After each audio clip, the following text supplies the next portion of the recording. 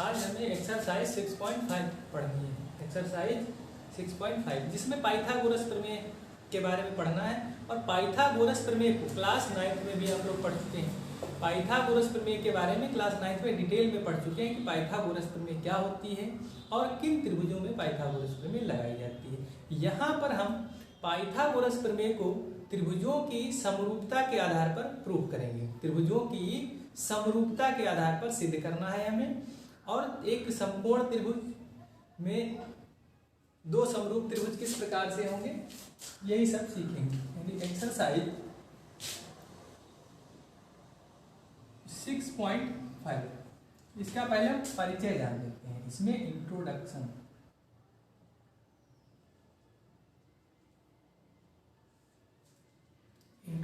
में पाइथागोरस प्रमेय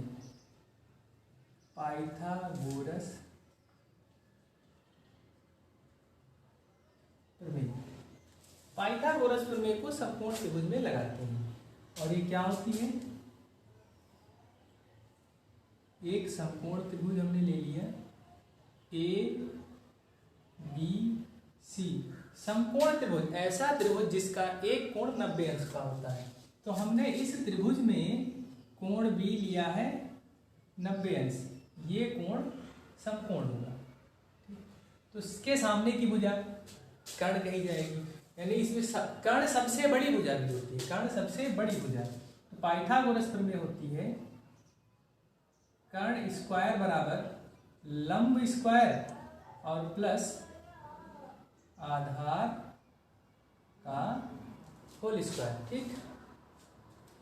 कर्ण है AC तो हम इसको लिख सकते हैं AC स्क्वायर बराबर लंब AB स्क्वायर प्लस आधार स्क्वायर आधार BC स्क्वायर। ये हो गई पाइथागोरस प्रमेय। तो इसमें देखो कि एक भुजा का वर्ग यानी बड़ी भुजा का वर्ग। और ये जो बड़ी भुजा है ये समकोण के सामने की भुजा है। समकोण के सामने की भुजा का वर्ग शेष अन्य भुजाओं के या शेष दोनों भुजाओं के वर्गों के प्लस है योग के बराबर होता है। बड़ी भुजा का वर्ग शेष भुजाओं के वर्गों के योग के बराबर होता है। तो ये पाइथागोरस प्रमेय है। और इसका विलोम व्युत्क्रम भी होता है कि अगर ये कंडीशन दी है, अगर किसी त्रिभुज में ये कंडीशन सेटिस्फाई हो रही है तो इसका मतलब है कि वो त्रिभुज समकोण त्रिभुज होगा। यानी उसमें एक कोण 90 अंश का होगा। और जो बड़ी भुजा होती है उसके सामने का कोण 90 अंश का हम लेते हैं। तो जो बड़ी भुजा होगी उसी को हम कर्ण मानेंगे और जो दो भुजाएं छोटी होंगी उनको एक को आधार और दूसरी को लंब मानेंगे। तो ये पाइथागोरस प्रमेय है कर्ण का स्क्वायर बराबर लंब स्क्वायर प्लस आधार स्क्वायर। और इसी के आधार पर ये पूरी एक्सरसाइज कंप्लीट हो जानी है। यानी इसी पर चलता रहेगा सब कुछ।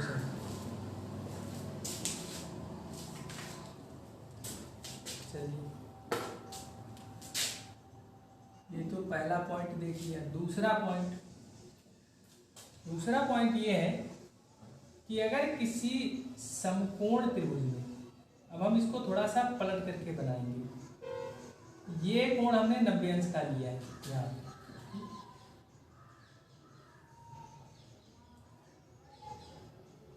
हमने त्रिभुज लिया है A B और C में कोण B समकोण है। तो समकोण वाले शीर्ष से सामने वाली भुजा पर डाला गया लंब त्रिभुज को दो समरूप त्रिभुजों में विभाजित करता है। ये भी 90 अंश हो जाएगा। इसको D मानेंगे। तो ये समकोण वाले शीर्ष से हमने एक लंब डाल दिया है। ये BD लंब हो गया है। BD ने दो त्रिभुजों में विभाजित कर दिया है। त्रिभुज ABC को दो त्रिभुजों में विभाजित किया है। एक त्रिभुज है ADB और दूसरा BDC। यानी दो त्रिभुज कौन कौन से हो गए? एक त्रिभुज हो गया ADB और दूसरा BDC। ये हमें दिखाना है। ये हम सिद्ध करेंगे कि ये दोनों त्रिभुज समरूप हैं। अब इसी के आधार पर पूरी एक्सरसाइज हो जानी है, ठीक। यानी अगर इसको समझ लिया, इस कॉन्सेप्ट को समझ लिया, तो ये एक्सरसाइज समझने में कोई दिक्कत नहीं आएगी। यानी इसको स्किप मत करना, इस इंट्रोडक्शन को। तो चलिए हम इसको कैसे सिद्ध करेंगे।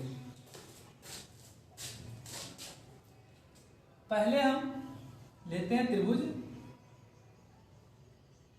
ए डी बी तथा त्रिभुज ए बी सी में, यानी ए डी बी इस वाले त्रिभुज को और ए बी सी ये बड़े वाले त्रिभुज में। तो ये वाला कोण है 90 अंश, यानी ए डी बी, कोण ए डी बी और ए बी सी ये भी 90 अंश है। कोण ए बी सी ये दोनों बराबर होंगे क्योंकि दोनों 90 अंश के हैं। और कोण ए उभयनिष्ठ है, कोण ए बराबर कोण ए कॉमन है। तो इन दोनों त्रिभुजों में दो कोण बराबर मिल गए, तो हम कह सकते हैं कि ये दोनों त्रिभुज समरूप हैं।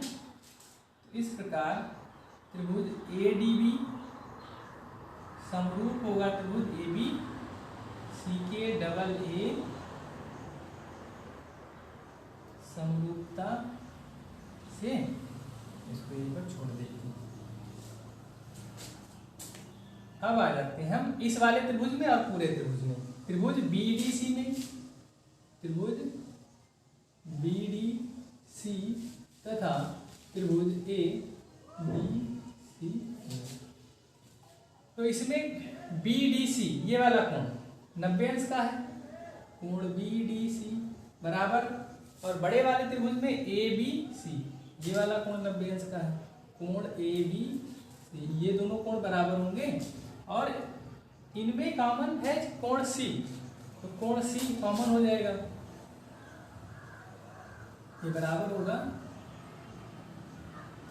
कॉमन है। तो इस प्रकार हम कह सकते हैं कि त्रिभुज बी डी सी समरूप है त्रिभुज ए बी सी के डबल ए समरूपता से। अब देखो ए डी बी ये वाला त्रिभुज इस बड़े त्रिभुज के समरूप है, और ये वाला त्रिभुज ये भी इस बड़े त्रिभुज के समरूप है। तो ये दोनों आपस में भी समरूप होंगे। अगर हम इसको लिखते हैं 1 और इसको लिखते हैं हम 2, तो समीकरण 1 व 2 से लिख सकते हैं कि त्रिभुज ए डी बी समरूप होगा त्रिभुज बी डी सी के। तो इस प्रकार समकोण वाले शीर्ष से डाला गया लंब त्रिभुज को दो समरूप त्रिभुजों में विभाजित करता है। तो इस आधार पर ये एक्सरसाइज हमें करनी है। तो इतनी बात समझ में आ गई होगी। अब ये कहीं कहीं पर प्रूफ करने के लिए आएगा, तो हम इसको प्रूफ नहीं करेंगे, हम डायरेक्ट ये कॉन्सेप्ट लिख देंगे कि समकोण वाले शीर्ष से सामने वाली भुजा पर लंब डाला गया है। तो इस प्रकार लंब त्रिभुज को दो समरूप त्रिभुजों में विभाजित करता है, और समरूपता का हम प्रयोग कर देंगे। हम जानते हैं कि अगर दो त्रिभुज समरूप हैं तो उनकी भुजाओं का अनुपात बराबर होता है, तो वही कॉन्सेप्ट यूज करना है।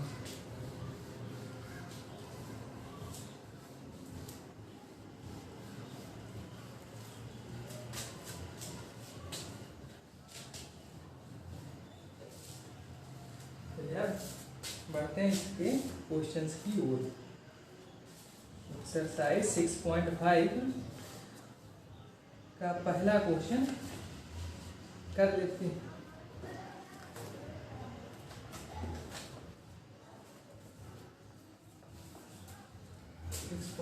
का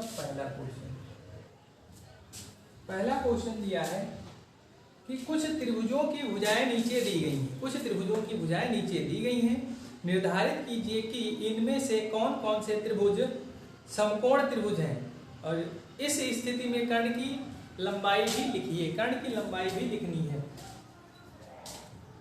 7 सेंटीमीटर, 24 सेंटीमीटर और 25 सेंटीमीटर, ये 3 भुजाएं दी हैं। एक त्रिभुज की ये 3 भुजाएं दी हैं। तो हमें ये चेक करना है कि ये कितने क्वेश्चन है इसमें, 4 भाग दिए हैं, तो चारों में ये जांच करनी है कि कौन कौन से त्रिभुज समकोण हैं, यानी जिनकी ये भुजाएं हैं, क्या ये त्रिभुज समकोण त्रिभुज है। तो जांच कैसे करेंगे, तो पाइथागोरस प्रमेय से समकोण त्रिभुज की जांच पाइथागोरस प्रमेय से की जाती है। पाइथागोरस प्रमेय अभी बता चुके हैं कि कर्ण का स्क्वायर बराबर होना चाहिए लंब स्क्वायर प्लस आधार स्क्वायर, इसके बराबर होना चाहिए। तो लेफ्ट हैंड साइड और राइट हैंड साइड अगर हमारी बराबर आ जाती हैं तो हम कह देंगे कि समकोण त्रिभुज है। तो पहले हम लेफ्ट हैंड साइड कैलकुलेट करेंगे। लेफ्ट हैंड साइड कर्ण है यानी सबसे बड़ी भुजा लेंगे। सबसे बड़ी भुजा हमारे पास है 25, 25 का स्क्वायर और 25 का स्क्वायर 625। इसी प्रकार अब लेंगे right hand side. Right hand side में 7 का स्क्वायर प्लस 24 का स्क्वायर। 7 का स्क्वायर 49 और 24 का स्क्वायर 576। इसको जोड़ लो, 615 625, यानी लेफ्ट हैंड साइड और राइट हैंड साइड आ गई बराबर। लेफ्ट हैंड साइड बराबर राइट हैंड साइड। इस प्रकार ये भुजाएं एक समकोण त्रिभुज की हैं।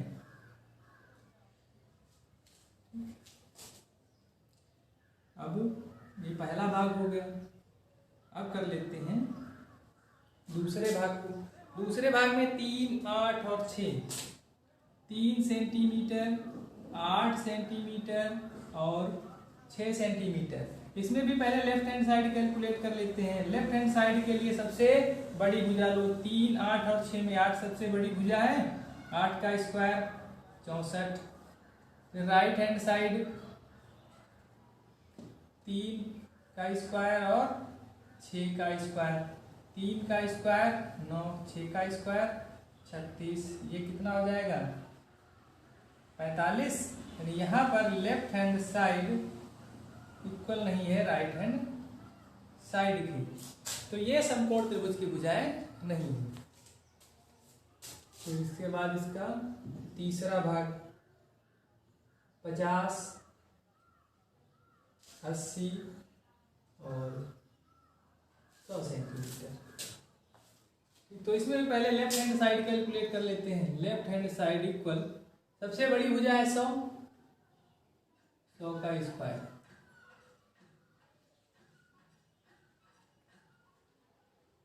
क्या जाएगा 10,000। फिर राइट हैंड साइड में 80 का स्क्वायर और प्लस 50 का स्क्वायर। तो 80 का स्क्वायर 1600, 50 का स्क्वायर 2500। इसको जोड़ लेते हैं, 6, 5, 11, 4100। तो यहाँ पर भी लेफ्ट हैंड साइड और राइट हैंड साइड इक्वल नहीं है, तो ये भी एक समकोण त्रिभुज की भुजाएं नहीं है। फिर 13, 12, 5 जो इसका फोर्थ पार्ट है, 13 सेंटीमीटर, 12 सेंटीमीटर और 5 सेंटीमीटर। तो इसमें भी लेफ्ट हैंड साइड कैलकुलेट करो पहले। लेफ्ट हैंड साइड इक्वल सबसे बड़ी साइड है 13 का स्क्वायर कर दो 169। और इसी प्रकार इधर राइट हैंड साइड 12 का स्क्वायर प्लस 5 का स्क्वायर। 12 का 144, इसका 25, तो ये हो जाएगा 169। यानी इसमें लेफ्ट हैंड साइड और राइट हैंड साइड बराबर मिल गई हैं। लेफ्ट हैंड साइड बराबर राइट हैंड साइड, तो हम कह देंगे कि इस प्रकार ये भुजाएं एक समकोण त्रिभुज की भुजाएं। ठीक, तो इस प्रकार ये इसका पहला क्वेश्चन कंप्लीट हो गया। अब बढ़ते हैं नेक्स्ट क्वेश्चन की ओर।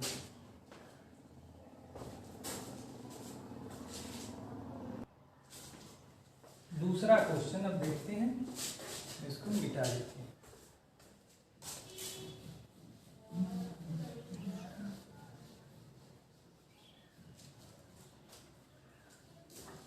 तो इसमें हमें पाइथागोरस प्रमेय के आधार पर कुछ क्वेश्चन सॉल्व करने हैं और कुछ समकोण त्रिभुजों में समरूपता क्या है। समकोण त्रिभुज होंगे और समकोण वाले शीर्ष से लंब खींचेंगे।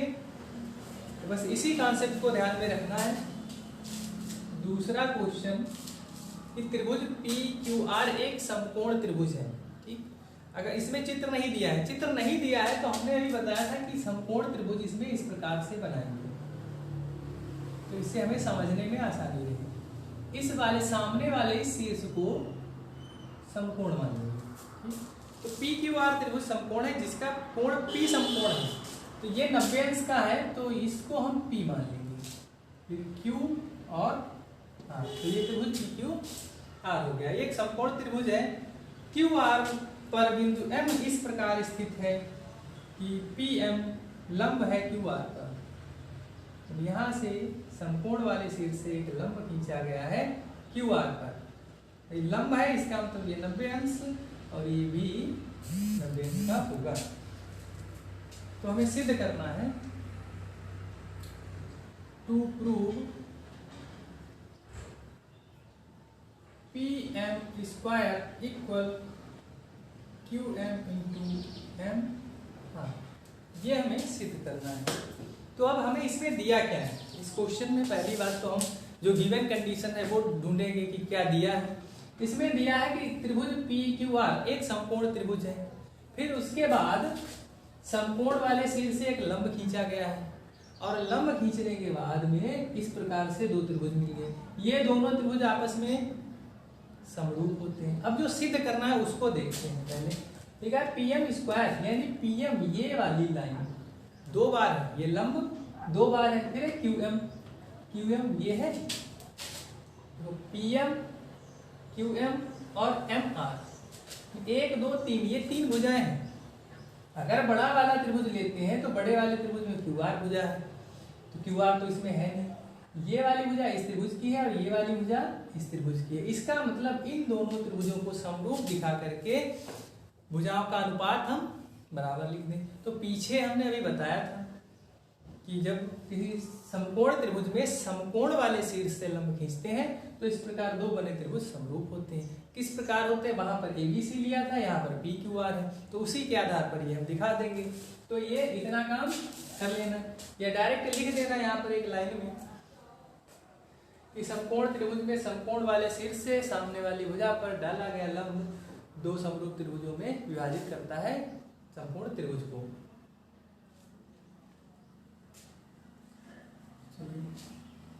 प्रूफ अब इसको कैसे करेंगे, तो अगर आप दिखाना चाहें कि ये दोनों त्रिभुज समरूप कैसे हैं, तो जो शुरुआत में इंट्रोडक्शन जहां पर बताया वहां पर इस प्रकार से समरूप सिद्ध करना बता दिया, यहाँ पर कर लेना। उसके बाद में हम अब यहाँ पर नाम लिखने की बात आती है कि हम इन दोनों के नाम क्या लिखेंगे, कि क्यू पी एम लिखें, एम आर क्यू लिखें। तो नाम देखो, इसमें से अगर इस प्रकार से चित्र बनाया है तो यहाँ पर लिख देना क्यू एम पी, त्रिभुज क्यू एम पी समरूप होगा त्रिभुज। अब इसमें इधर से P M R Q, P M R Q, यानी इन दोनों त्रिभुजों की भुजाओं का अनुपात इसमें दिया है, तो इनको हमने समरूप लिख दिया।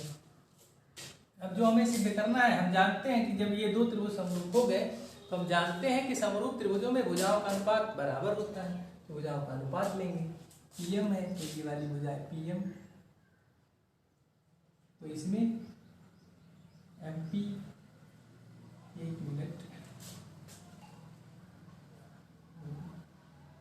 क्यू एम पी और P M are,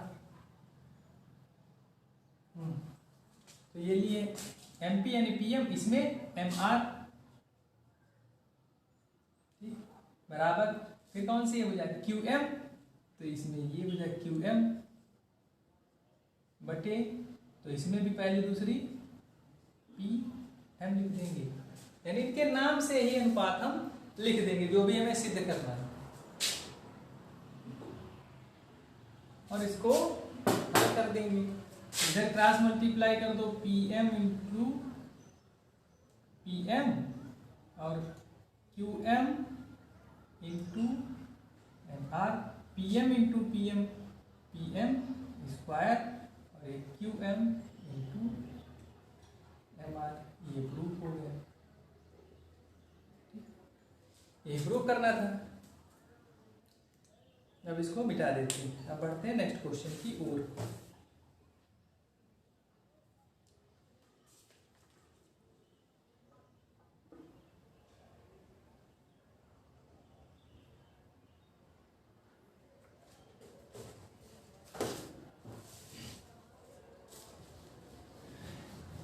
question number 3। इसी प्रकार अब हम क्वेश्चन नंबर 3, तीसरे क्वेश्चन में चित्र दिया है।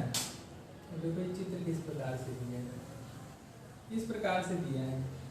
कोण ए समकोण है, ये बी है, ये डी है, और इसमें समकोण वाले शीर्ष से एक लंब डाला गया है, ये पॉइंट सी है। तो हमें 3 भाग इसमें दिए हैं, 3 भाग प्रूव करने हैं। टू प्रूव, पहला भाग A B square equal B C into B D, दूसरा भाग A C square equal B C into D C, तीसरा A D square equal B D into, ये 3 भाग प्रूव करने हैं। तो पहले भाग को प्रूव कर लेते हैं। पहले भाग में A B square, A B into A B, इसका मतलब ए बी 2 बार आया, तो ये वाली भुजा पहले के लिए कॉमन है। अब ऐसा त्रिभुज जिसमें ये भुजा कॉमन हो, फिर है बी सी, बी से सी, तो ये वाली भुजा, फिर है बी डी, बी से डी, यानी ये पूरी भुजा। तो इसका मतलब है कि एक ये वाला त्रिभुज है और एक पूरा बड़ा वाला त्रिभुज है। अब इन दोनों त्रिभुजों, तो जब समकोण वाले शीर्ष से कर्ण पर लंब डाला गया है, तो इस प्रकार लंब के दोनों ओर बने त्रिभुज समरूप होते हैं, यानी लंब के दोनों ओर बने त्रिभुज आपस में भी समरूप होते हैं और संपूर्ण यानी बड़े वाले त्रिभुज के भी समरूप होते हैं।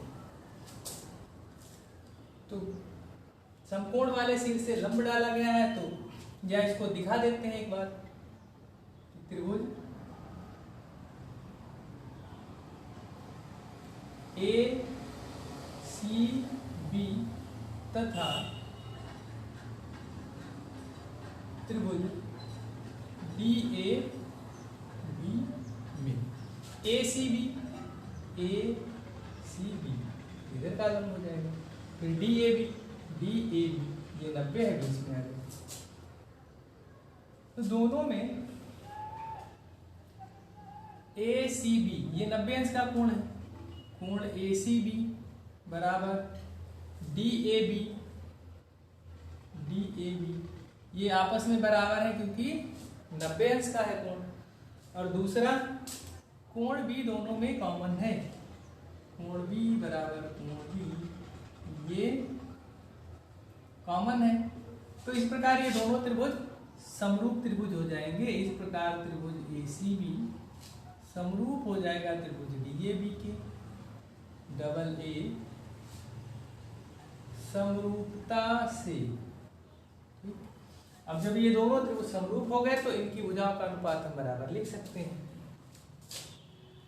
अब ए बी दिया है तो ए बी इधर से लो, ए बी ये पहला और तीसरा, तो इधर डी बी बराबर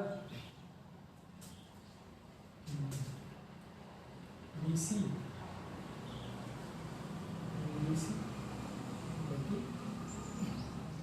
ये वाला दूसरा और तीसरा ए बी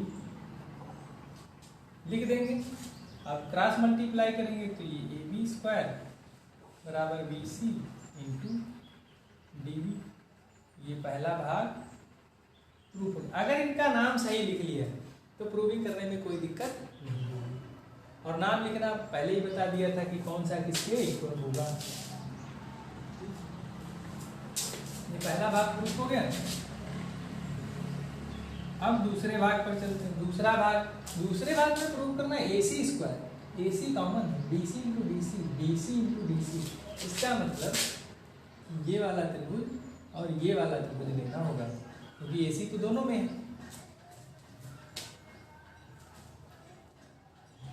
तो समकोण वाले शीर्ष से जब कर्ण पर लंब डाला जाता है तो इस प्रकार बने दोनों त्रिभुज, यानी लंब के दोनों ओर के त्रिभुज समरूप होते हैं।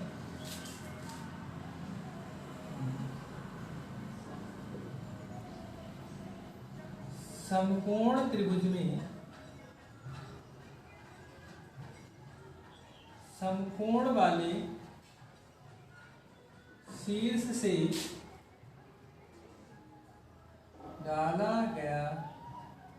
डाले गए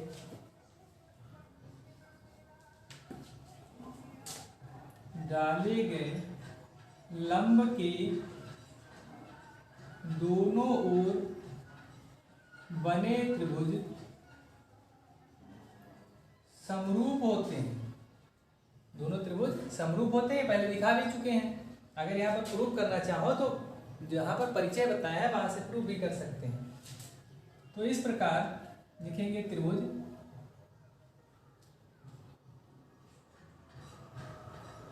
डी सी ए समरूप होगा त्रिभुज ए सी बी के। ठीक, ये वाला डी सी ए सी बी, ये दोनों समरूप होंगे। अब यहाँ पर भुजाओं का अनुपात लिख लेंगे, यानी जो भी सिद्ध करना हो ए सी अपॉन सी बी, उसमें क्या बी सी लिखा है तो बी सी लिख दो, बराबर, और उसके बाद में अनुपात ए सी डी सी बटे ए सी से ए सी इधर क्रॉस मल्टीप्लाई होगी तो ए सी स्क्वायर बराबर B C into D C. तो ये दूसरा भाग प्रूफ हो गया। अब ये लास्ट वाला है ए डी स्क्वायर ए डी, ये वाली भुजा है, बी डी ये पूरी भुजा है, इसका मतलब ये बड़ा वाला त्रिभुज है। फिर है सी डी ये वाली भुजा है, इसका मतलब ये पूरा त्रिभुज इसके समरूप दिखाना होगा। जिस प्रकार से इसमें दिखाया था इसको और पूरे को उसी प्रकार से इसमें इसको दिखा देंगे। चलिए इसको दिखा लेते हैं।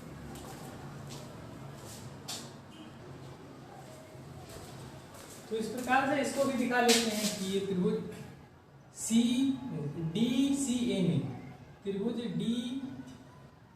डी सी ए तथा त्रिभुज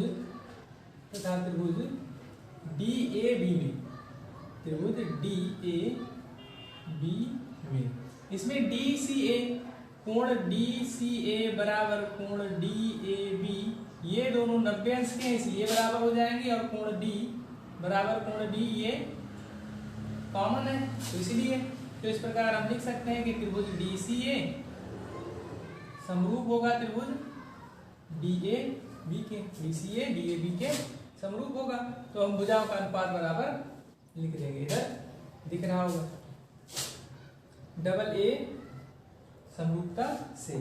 यहाँ से ए डी लिया गया तो ये ए डी ले लेते हैं, ए डी अपॉन, तो इसमें से ये हो जाएगा डी बी यानी बी डी बराबर फिर ए डी स्क्वायर पहला दूसरा सी डी बटे पहला दूसरा A D cross multiply A D square बराबर B D into C D.